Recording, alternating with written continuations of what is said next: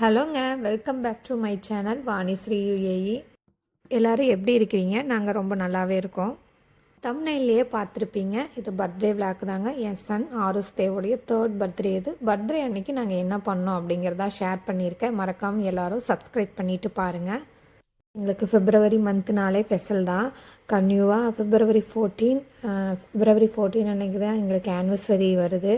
Plus 4 டேஸ்லேயே வந்து தம்பியோட பர்த்டேவும் கன்னியூவாக வருது. அந்த மந்த்து பூராமே எங்களுக்கு ஸ்பெஷல் தான். பர்த்டே அன்னைக்கு அவரும் ஆஃபீஸ் போகணும், லீவ் இல்லைன்னு முன்னத்த நாள் ஈவினிங்கே வந்து பர்த்டே கேக்கு ப்ளஸ் வந்து ரொம்ப நாள் வந்து ஸ்கூட்டர் மேலே ஆர்எஸ்க்கு ரொம்ப இன்ட்ரெஸ்ட்டு. அது கேரமல் ஃப்ளேவரில் அப்படியே கேக் ஆர்டர் பண்ணிவிட்டு ஸ்கூட்டரும் அங்கேயே எடுத்தாச்சு. அவருக்கு வந்து ப்ளூ தான் வேணும் அப்படின்ட்டு அவங்க அப்பாட்ட ப்ளூ கலர் தான் வேணும்னு அவரே செலக்ட் பண்ணி அங்கேயே வந்து ஓட்டி பார்த்துருந்தார். அவருக்கு ரொம்ப ஹாப்பி. ஸ்கூட்டரில் வாங்கினல ரொம்ப நாள் ஆசை. அவங்க அப்பா சர்ப்ரைஸாக கிஃப்ட் பண்ணி அவ்வளோ ஹாப்பி. நைட்டெல்லாம் ஓட்டிகிட்டே இருந்தார் வீட்டில் வந்து. அவர் சாய்ஸ்லேயே விட்டாச்சு. ப்ளூ கலர் தான் ஃபைனலாக எடுத்தது. கேக்கு முன்னத்த நாள் ஈவினிங்கே சில ப்ரிப்ரேஷன் எல்லாம் பண்ணிட்டேன்.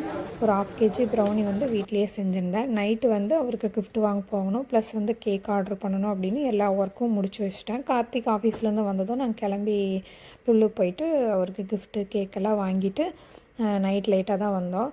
மார்னிங் வந்து அவர் ஆஃபீஸ் கிளம்பிட்டார். நான் எப்பவுமே 4:30க்கு எழுந்திரிச்சிருவேன். டிஃபன் எல்லாம் செஞ்சு முடித்ததும் ஆருஸ் வந்து தூங்கிட்டு இருந்தான். அதுக்குள்ளேயே வந்து நம்ம இந்த டெக்கரேஷன் எல்லாம் பண்ணிடலாம், சின்ன ஒரு பலூன் கட்டிங் மாதிரி பண்ணலாம் அப்படின்னு சொல்லிட்டு பிளான் பண்ணியிருந்தேன். 2nd இயர் வந்து கிராஸ் பண்ணி 3rd வந்து வரப்போகுது இல்லையா, அது மாதிரி 2nd நம்பர் வச்சு நம்ம சின்ன பலூன் கட்டிங் மாதிரி பண்ணலான்னு பிளான் பண்ணிவிட்டு எல்லாம் டெக்கரேஷன் பண்ணி வச்சிடலாம் அவர் எந்திரிக்கிறக்குள்ளே அப்படின்னு பண்ணிகிட்டு இருந்தேன். நான் பண்ணவே எந்திரிச்சிட்டாரு. அப்படியே தட்டி கொடுத்ததும் தூங்கிட்டான். மறுபடியும் ரிட்டன் பண்ணி முடிச்சது எந்திரிச்சாச்சு. நம்பர் கட் பண்ணுறதுக்கு கரெக்டான சாய்ஸ் வந்து ஹீலியம் ஏர் தான். நார்மல் ஏர் ஃபில் பண்ணி கட் பண்ணால் பலூன் வந்து டவுனில் தான் வரும். மேலே போகணும்னா ஹீலியம் ஏர் ஃபில் பண்ணி நம்ம கட் பண்ணோன்னா ரொம்பவே சூப்பராக இருக்கும். எனக்கு சான்ஸ் இல்லாதனால நான் ட்ரை பண்ணல. முடிஞ்சால் ஹீலியம் ஏர் வச்சு ஃபில் பண்ணி அந்த மாதிரி ட்ரை பண்ணி பாருங்கள். ரொம்பவே அழகாக இருக்கும். பலூன் எல்லாமே பறக்கிற மாதிரி இருக்கும். குழந்தைகளுக்கு இன்னும் இன்ட்ரெஸ்ட்டாக இருக்கும் அது பார்க்கும்போது. Happy birthday.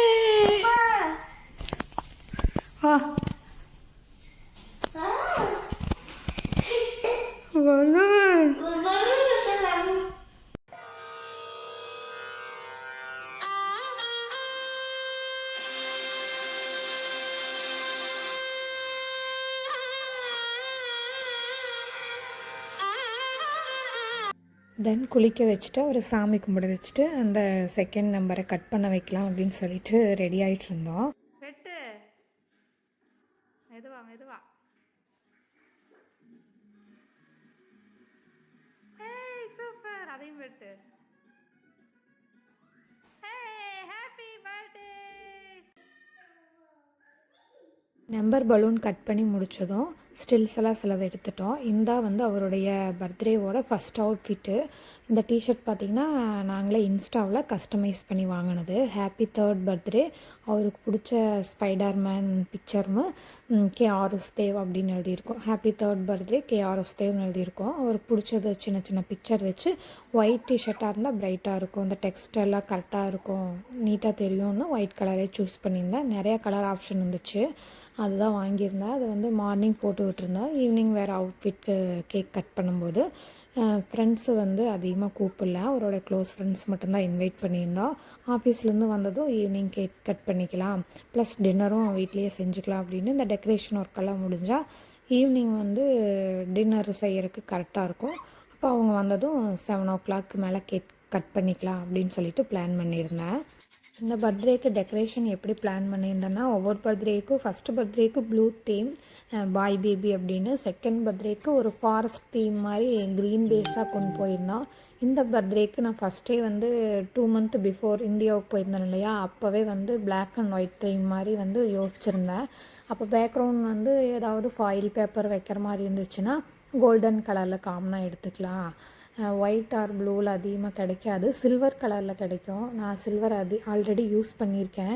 அதனால் கோல்டு தீம் மாதிரி வாங்கிக்கலாம் அப்படின்னு சொல்லிட்டு ஃபாயில் சீட் வந்து ஹாப்பி பர்த்டேன்னு கோல்டு தீமில் வாங்கிட்டு ரொம்ப வந்து டெக்கரேஷன் பண்ண வேண்டாம், நீட்டாக மினிமலாக பண்ணிக்கலாம் அப்படின்னு சொல்லிட்டு பிளாக் அண்ட் ஒயிட்லேயே வந்து பலூன்ஸ் வாங்கிட்டு ஸ்டாண்டு மாதிரி வாங்கினேன், டேபிள் ஸ்டாண்ட் மாதிரி. வரும்போதே இந்த 2 மந்த்துக்கு முன்னாடி எல்லாமே பிளான் பண்ணிவிட்டு அங்கேயே பர்த்டே ட்ரெஸ்ஸிலேருந்து இந்தியாவிலேயே வந்து பை பண்ணிவிட்டு பலூன்ஸ்லேருந்து எல்லாமே பார்த்து பார்த்து அந்த ஒயிட் அண்ட் பிளாக்லேயே வாங்கிட்டு இங்கே வந்து ஒயிட் அண்ட் பிளாக் தீம்லேயே ஃபைனலாக அதே தீம்லேயே வந்துட்டு நாங்கள் டெக்கரேஷன் பண்ணிக்கலாம் அப்படின்ட்டு எல்லாமே ரெடி பண்ணிகிட்ருந்தேன். இது சிம்பிள் டெக்கரேஷன் தான், ஆனால் பார்க்குறக்கு நீட்டாக இருக்கும். டெக்கரேஷன் பண்ண ஐட்டம் எல்லாமே வந்து நான் மீஷோவில் தான் பை பண்ணியிருந்தேன். ரேட்டு கொஞ்சம் ரீசனபிளாக இருந்துச்சு அமேசான் டு வந்து மீஷோ கம்பேர் பண்ணுறப்போ. டெக்கரேஷன் பண்ணி முடிக்கிற வரையிலும் லாஸ்ட் வரையில் அவர் தூங்கவே இல்லை. தூங்குவாருன்னு ரொம்ப எக்ஸ்பெக்ட் பண்ணிகிட்டே இருந்தேன். ஏதாவது சிறுசாக உடச்சிட்டாருனா திருப்பி ரீப்ளேஸ் பண்ணுறதுக்கு என்கிட்ட வேறு பலூன்ஸும் இல்லை அதிகமாக. ஏதாவது சொல்லிவிட்டு அவரை வந்து அவர்கிட்ட ஏதாவது ஒர்க் வாங்கிட்டே நான் ஒவ்வொரு ஒர்க்காக நானும் ஏர்ஃபில் பண்ணிகிட்டு இருந்தேன் ஒரு பலூனுக்காக. கூடவே ஏதோ ஒன்று செஞ்சுட்டே இருந்தனால இந்த தடவை எதுவும் பெருசாக பண்ணலை. எனக்கு ஹெல்ப் பண்ணி தரேன்ட்டு அப்படியே வேலை வாங்கிட்டே அவரெல்லாம் டைவர்ட் பண்ணி விட்டுட்டேன். ஃபைனலாக இந்த மாதிரி தான் டெக்கரேஷன் பண்ணியிருந்துச்சு. நீட்டாக இருக்கும், எல்லாத்துக்கும் பிடிச்சிருக்கும்னு நம்புகிறேன். நான் இந்த மாதிரி தான் பிளான் பண்ணியிருந்தேன். ஃபைனலாக வீட்லேயே சிம்பிளாக நீட்டான பர்த்டே ஃபங்க்ஷன் டெக்கரேஷன் பண்ணியாச்சு. சிம்பிளான டிசைன் தாங்க, ஆனால் பார்க்குறதுக்கு நீட்டாக இருக்கும். நீங்களும் ட்ரை பண்ணி பாருங்கள். நெக்ஸ்ட்டு டின்னர் செய்ய ஸ்டார்ட் பண்ணிட்டேன். டைம் வந்து இன்னைக்கு கொஞ்சம் தான் இருக்கிறனால டின்னர் செஞ்சிடலான்னு சிக்கன் கிரேவி நம்ம ஊர் ஸ்டைல்லையும் வித் இட்லி ஒயிட் ரைஸ் இது 3 தான் பிளான் பண்ணியிருந்தேன். சிக்கன் கிரேவி இந்த மாதிரி ட்ரை பண்ணி பாருங்கள், நம்ம ஊர் ஸ்டைல் தான். இட்லி, தோசை, சப்பாத்தி, புரோட்டா, ஒயிட் ரைஸுக்கும் இது ரொம்பவே சூப்பராக இருக்கும். நான் இன்றைக்கி இட்லிக்கும் ஒயிட் ரைஸுக்கும் தான் இந்த சிக்கன் கிரேவி செஞ்சுருந்தேன். நான் என்ன வீடியோவில் யூஸ் பண்ணுறேனோ அதே மாதிரி செஞ்சு பாருங்கள், ரொம்ப டேஸ்ட்டாக இருக்கும். நான் வெங்காயம் மட்டும் கொஞ்சம் யூஸ் பண்ணியிருந்தேன். ஒரு வேளை கிரேவி உங்களுக்கு அதிகமாக வேணும்னா சின்ன வெங்காயம் அதிகமாக யூஸ் பண்ணிக்கோங்க. நான் சின்ன வெங்காயம், வெள்ளைப்பூண்டு, கருவேப்பிலை இது 3 வந்து எண்ணெயில் நல்லா வதக்கிட்டு ட்ரை ரோஸ்ட்டுக்கு வந்து கொத்தமல்லி, சீரகம், குருமிளகு, கசகசா, பட்டை, கிராம்பு, வரமிளகா, காரத்துக்கு நான் 2 மிளகா போட்டிருக்கேன். உங்களுக்கு காரம் அதிகமாக வேணும் அப்படின்னா இன்னும் மிளகா வந்து ஆட் பண்ணிக்கோங்க. இது எல்லாமே வந்து ட்ரை ரோஸ்ட் பண்ணிவிட்டு அந்த மசாலா ஒரு பல்ஸ் விட்டு அரைச்சி எடுத்துக்கலாம். அது கூட எண்ணெயில் வதக்கின வெங்காயம் எல்லாம் போட்டு நல்லா பேஸ்ட் மாதிரி அரைச்சிட்டு அடுத்தது கறி தாளித்து விட்டுடலாம். ஒரு கடாயில் எண்ணெய், கடுகு, இது தாளிக்கிறதுக்கு வந்து ஒரு பிரிஞ்சல் இலை போட்டேன், 2 கிராம்பு, 2 ஏலக்காய், சின்ன வெங்காயம் போட்டுக்கலாம். நான் வந்து பெரிய வெங்காயம் தான் போட்டு வதக்கி விட்டுருந்தேன். ஒரு சின்ன தக்காளி நல்லா வதங்கினதும் 1 ஸ்பூன் இஞ்சி பூண்டு பேஸ்ட்டு. இந்த பேஸ்ட்டு நல்லா வதங்கினதும் தக்காளி பேஸ்ட்டு, வெங்காயம் எல்லாம் வதங்கினதும் கறி கொட்டி நல்லா தாளித்து விட்டுடலாம். இது 10 நிமிஷம் எண்ணெயிலேயே நல்லா வதக்கிட்டு அரைச்ச பேஸ்ட்டு அதை ஆட் பண்ணி சிம்மிலேயே நல்லா வந்து 15 நிமிஷம் சிக்கன் வந்து நல்லா வேக விடலாம். சிம்மிலேயே வெந்துச்சுன்னா இன்னும் ஃப்ளேவர் நல்லாயிருக்கும். லாஸ்ட்டில் வந்து தேங்காய் பால் வந்து அரைச்சி ஆட் பண்ணிக்கிறேன். உங்களுக்கு கிரேவி அதிகமாக வேணுன்னா தேங்காய் பேஸ்ட்டாகவும் ஆட் பண்ணிக்கலாம். நான் தேங்காய் பால் தான் ஆட் பண்ணியிருக்கேன். கொத்தமல்லி தழை போட்டு ஒரு 5 மினிட்ஸ் வந்து கொதிக்க விட்டுட்டு ஆஃப் பண்ணிடலாம். எல்லோரும் வந்த பின்னாடி இட்லி ஊற்றிக்கலாம் அப்படின்னு சொல்லிட்டு இட்லி மட்டும் பெண்டிங்கில் வச்சுருந்தேன்.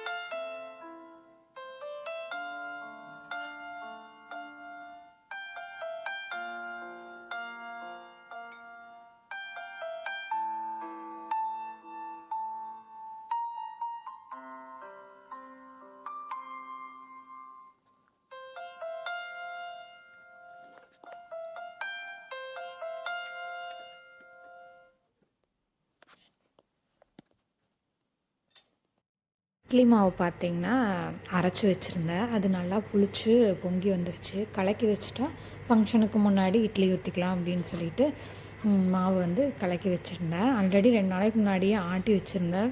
ஃபஸ்ட்டு டே தான் இட்லி ஊற்ற முடியும், செகண்ட் தேர்ட் இதெல்லாம் தோசைக்கு தான் ஆகும்னு சொல்லிட்டு ஃப்ரெஷ்ஷாகவே அரைச்சிக்கலாம் அப்படின்னு சொல்லிட்டு ஃப்ரெஷ்ஷாகவே வந்து அளவாக 2 டம்ளர் மட்டும் அரிசி போட்டு அரைச்சி வச்சுருந்தேன்.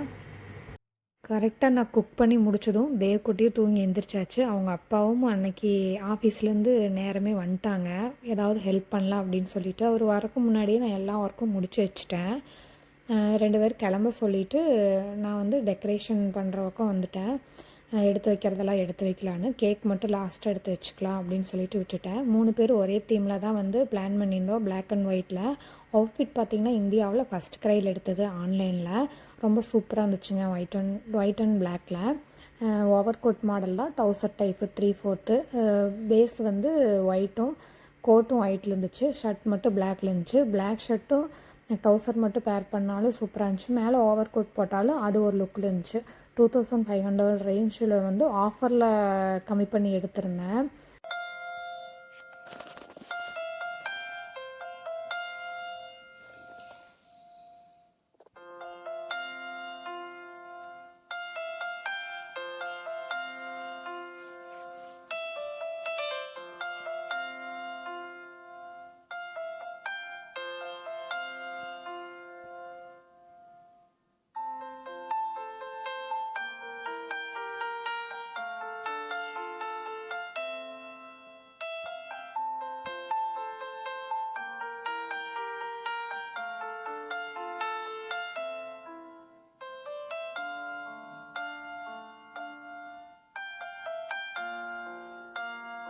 அவர் கிளம்ப வச்சுட்டு கேக் கட் பண்ணுறதுக்கு முன்னாடியே 2-3 ஃபோட்டோஸ் எல்லாம் எடுத்துக்கலான்னு எடுத்துகிட்டு இருந்தோம்.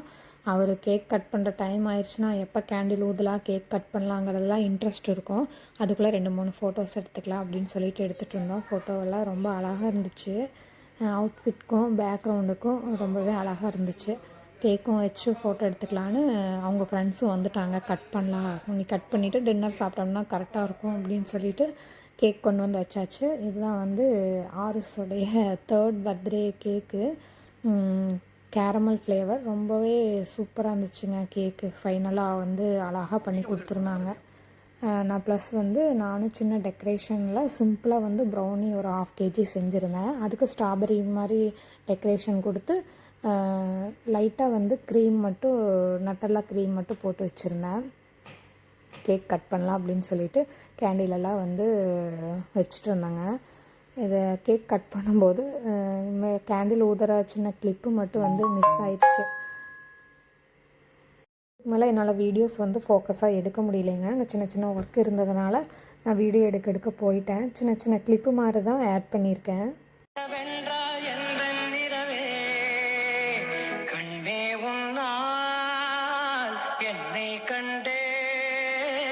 கண்ணை மூடி காதல் கொண்டே பார்வை போனாலும் பாதை நீதானே, காதல் தவிர உன்னிடம் சொல்ல எதுவும் இல்லை. பக்கத்துல போய் கொடுங்க. இப்போ வரலாம். கொடுங்க, அவங்ககிட்ட கொடுத்துருங்க. நீங்க இருக்கிறீங்கன்னா எடுத்துக்கிறேன்.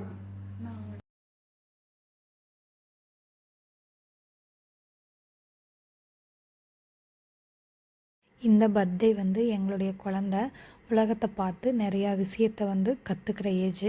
நல்ல விஷயமாகவே பார்க்கணும், நல்லதாக எங்கள் பேரண்ட்ஸு சார்பாக வந்து எங்கள் குழந்தைக்கு விஷ் பண்ணுறோம். ஹாப்பி பர்த்டே தங்கம். இதே மாதிரி ஹாப்பியாக இருக்கணும் எப்போவுமே. ஸ்பூன் கொடுங்க. நான் ஸ்பூன் எடுத்துக்கோங்க.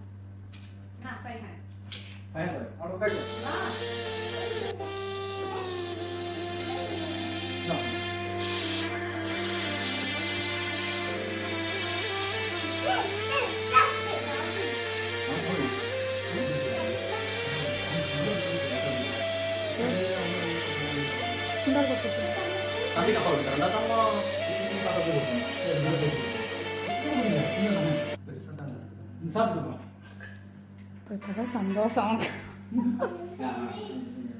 தம்பியோட பர்த்டே ஃபங்க்ஷன் ரொம்ப சூப்பராக அழகாக முடிஞ்சதுங்க. நாங்களும் டின்னர் சாப்பிட ஸ்டார்ட் பண்ணிட்டோம். சிக்கன் கிரேவி, லாஸ்ட் மினிட்ல ஒயிட் ரைஸ் வச்ச வித் இட்லியோட டின்னர் வந்து சாப்பிட்டுட்ருக்குறோம். இதே மாதிரி எங்கள் வெட்டிங் ஆனிவர்சரி வீடியோவும் வருது. கண்டினியூவாக வாட்ச் பண்ணிட்டு இருங்க. எல்லோரும் சப்ஸ்கிரைப் பண்ணுங்கள். இந்த வீடியோ உங்களுக்கு பிடிச்சிருக்குன்னு நம்புகிறேன். தேங்க்ஸ் ஃபார் வாட்சிங். பாய். அங்கே ஹைதராபாத் தான். ம். எல்லாம் காரம் பிரியாணி எல்லாம் காரமாக கொடுப்பாங்க.